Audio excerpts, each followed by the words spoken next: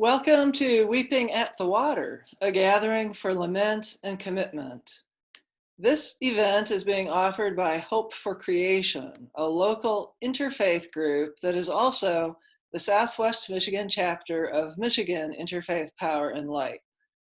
I am Ruth Mordyke, a member of Hope for Creation and pastor of Skyridge Church in Kalamazoo. I helped develop this event and will be steering us through it. Other readers are Donna McClurkin of People's Church, Nathan Moore of the Fetzer Institute, Rabbi Simone Schicker of Temple B'nai Israel, and Rick Welch of First Congregational Church. We offer this today because of the need to acknowledge and wrestle with our sense of grief and loss because of climate change and its infinite impact, and our sense of grief and loss during the COVID-19 pandemic. If we pay attention, we know that these crises teach us that all things in this world are deeply interconnected.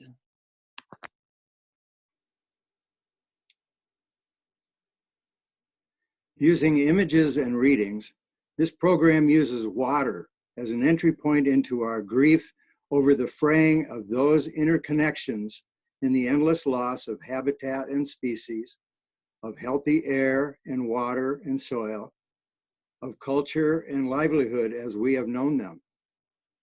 Water is the origin of all life on the planet. It is essential. It connects all. Even the salty tears of our weeping and of our joy carry within them the memory of ancient oceans.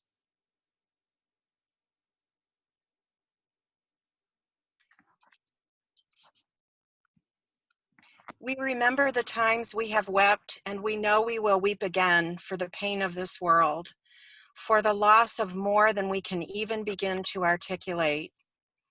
In the program that follows, we intend to provide a space for remembering the vital flow of water within all, acknowledging a tiny portion of the harm we have done to the earth, expressing our lament over the incomprehensible losses we face, remembering to breathe and calm and center ourselves, offering thanks for the wondrous gifts of life still surrounding us, enlivening us, committing ourselves to acting on behalf of the waters, on behalf of the world they make possible.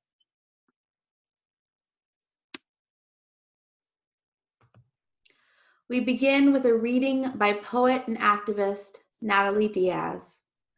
The first body is the water. We think of our bodies as being all that we are. I am my body. This thinking helps us disrespect water, air, land, and one another. But water is not external from our body, ourself. My elder says, cut off your ear, you will live. Cut off your hand, you will live. Cut off your leg, you can still live. Cut off our water, we will not live more than a week. The water we drink, like the air we breathe, is not a part of our body, but is our body. What we do to one, to the body, to the water, we do to the other. Toni Morrison writes, all water has a perfect memory and is forever trying to get back to where it was, back to the body of the earth, of flesh, back to the mouth, the throat, the womb, back to the heart, to its blood, back to our grief, back to when we were more than we have lately become. Will we soon remember from where we've come? The water, and once remembered, will we return to that first water, and in doing so return to ourselves, to each other, better and cleaner? Do you think the water will forget what we have done, what we continue to do?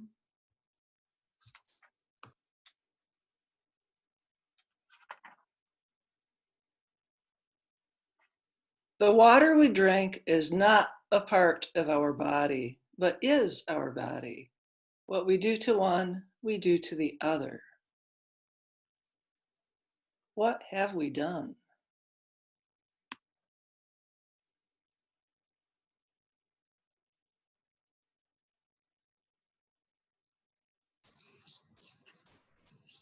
Many years ago, the UN Environmental Sabbath reminded us of the great harm of forgetting who we are all together on this planet.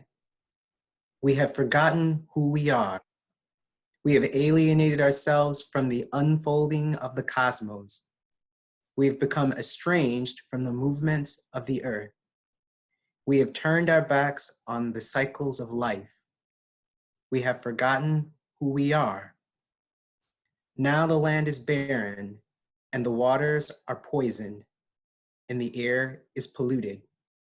We have forgotten who we are.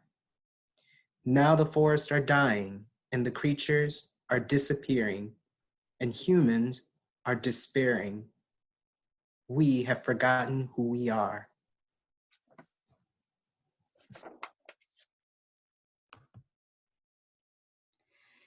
Even the ancient ancestors of today's Judaism, Christianity, and Islam knew the devastation we often wield upon the earth and profoundly bewailed it. The prophet Jeremiah declared, "Take up weeping and wailing for the mountains, and a lamentation for the pastures of the wilderness. Both the birds of the air and the animals have fled and are gone. Call for the mourning women to come. Let them quickly raise a dirge over us, so that our eyes may run down with tears and our eyelids overflow with water."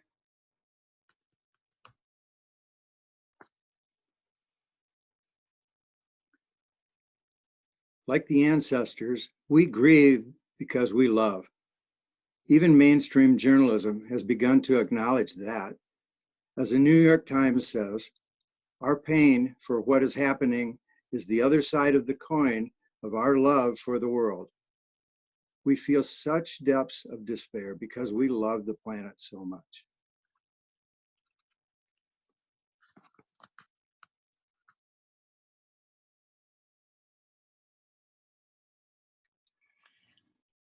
The Buddhist teacher Thich Nhat Hanh tells us that we must engage this love, this grief. He writes, "What we most need to do is to hear within us the sounds of the earth crying."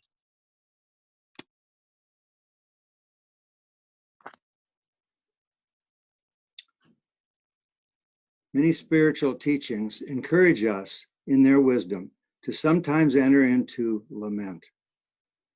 Lament may be a difficult or alien word to some of us. We dwell in a time and place that discourages deep engagement with emotions, especially grief and loss. Lament responds meaningfully and profoundly to our losses and grief. It expressively and undeniably embodies the emotions and sensations we're often encouraged to suppress.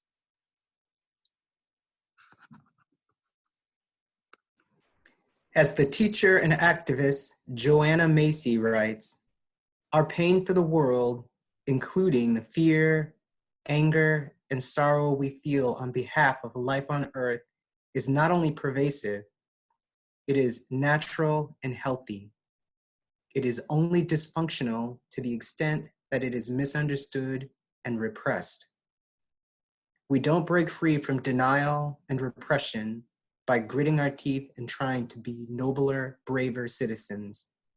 We don't retrieve our passion for life, our wild, innate creative intelligence by soldiering on with a stiff upper lip. The worldview emerging now lets us behold anew and experience afresh the web of life in which we exist. It brings us to a larger identity in which the cradle to transcend our ego-defined fears. It lets us honor our pain for the world as a gateway into deep participation in the world's self-healing. The next 4 slides describe a few of the many practices that invite people to sense our grief and express and honor our pain for the world. You may choose to review these suggested practices, and know what you might want to revisit.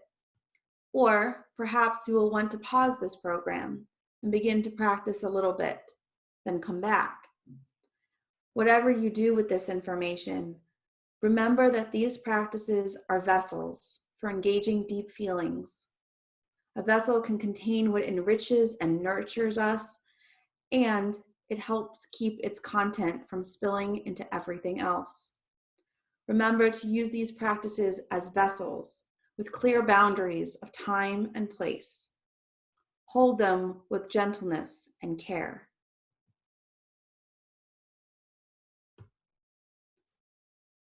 Use your body as you are able. Find space that feels comfortable and safe.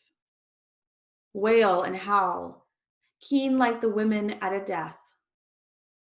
Dance, move slowly or furiously.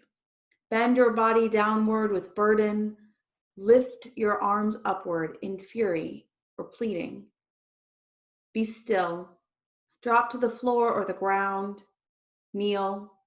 Cradle your head in your hands. Wrap your arms around yourself and rock. Get on your hands and knees and cry. Try once in a while to let your grief guide your body and follow its wisdom. Then, after a bit, take some deep and slow breaths.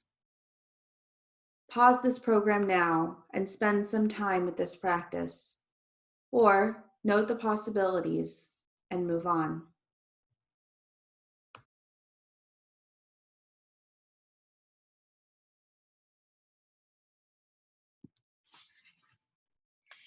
Use paper, pens, crayon, paints, other stuff. Gather it. Scribble and spew words onto paper: frustration, anger, fear, grief.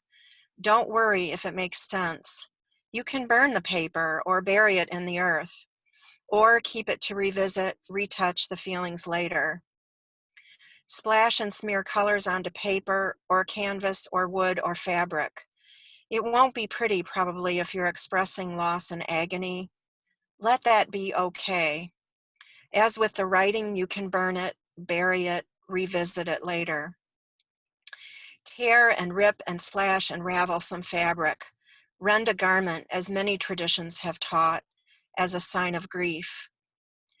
Get some air drying clay. Grab a chunk and mold it, pull it, push it, flatten it, and shape it until it feels like it has captured some of your angst. Let it dry thoroughly. Then smash it, or put it in some water where it will eventually dissolve. Then, after a bit, take some deep and slow breaths. Pause this program now and spend some time with this practice, or note the possibilities and move on.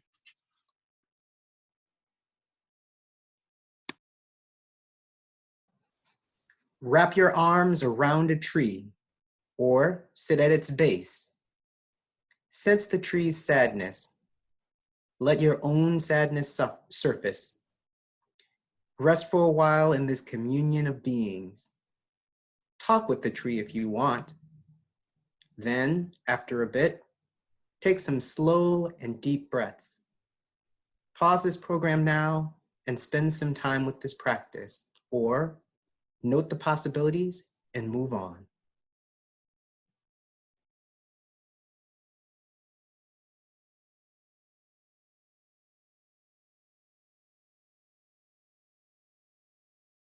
Release some tears.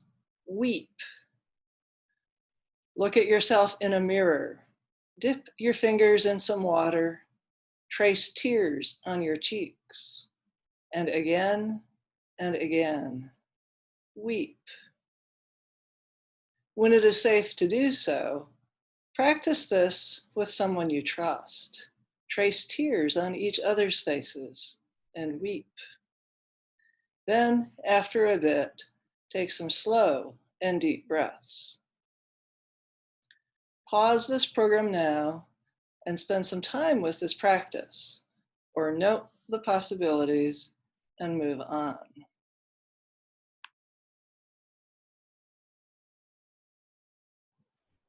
Any of these practices can be revisited, explored further, journaled about.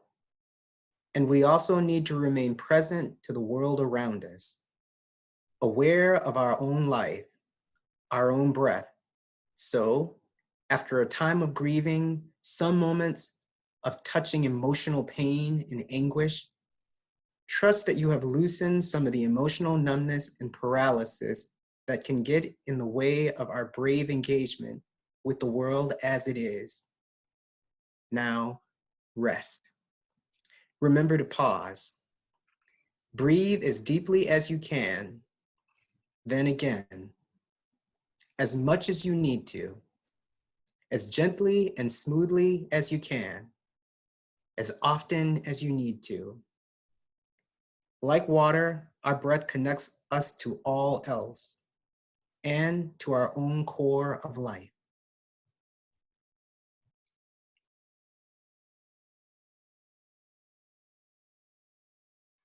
As we approach the end of this presentation, hear a reading that returns us to the place where we began. Linda Hogan writes, "Outside it is thawing. The creek is breaking apart. Water seeps out of the rock canyon above me. It has been around the world. It has lived beneath the lights of fireflies and bayous at night when mist laid itself about cypress trunk. It has held sea turtles in its rocking arms. It has been the Nile River. It has come from the rainforest that gave birth to our air. It brings with us stories of where it's been. It reminds us that we are water people. We are creatures that belong here. This world is in our blood and bones, and our blood and bones are the earth.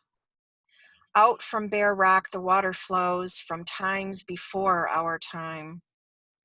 The clouds flying overhead are rivers. Thunder breaks open and those rivers fall like a sprinkling of baptismal water, giving itself back, everything around river, in a circle, alive and moving.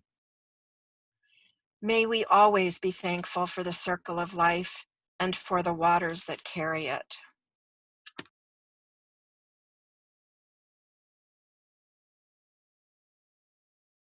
In his lecture in Kalamazoo in March, Jonathan Safran Foer, author of We Are the Weather, admonished his listeners to make specific and concrete commitments towards caring for the earth.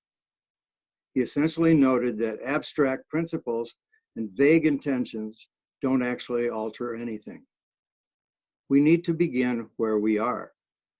Probably none of us are prepared to break the law and join civil disobedience actions like turning off the valves on oil pipelines, for example. But we can make specific, measurable commitments to change our own behavior. What can we do to help care for the earth and the planet? Eat 2 less meat-based meals a week? Air dry sheets and towels? Stop drinking bottled water? Stop flying for vacations? Remind the governor once a month that Flint and other places need access to safe drinking water. Talk intentionally and intelligently to one different person every week about your concerns about climate change. What can you do? Use your imagination. Look at your life. Take a first step. When you fall short, start again. New decisions take a while to become habit. Then begin another one.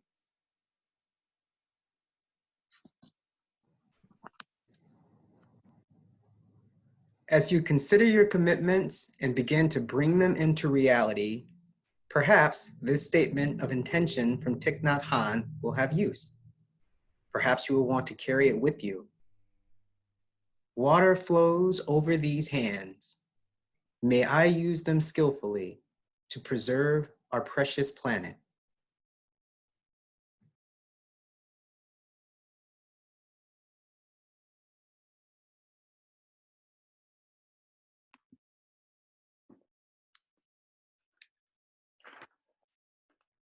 Remember to be compassionate to yourself, to others, to the planet, and hear this blessing from the Celts.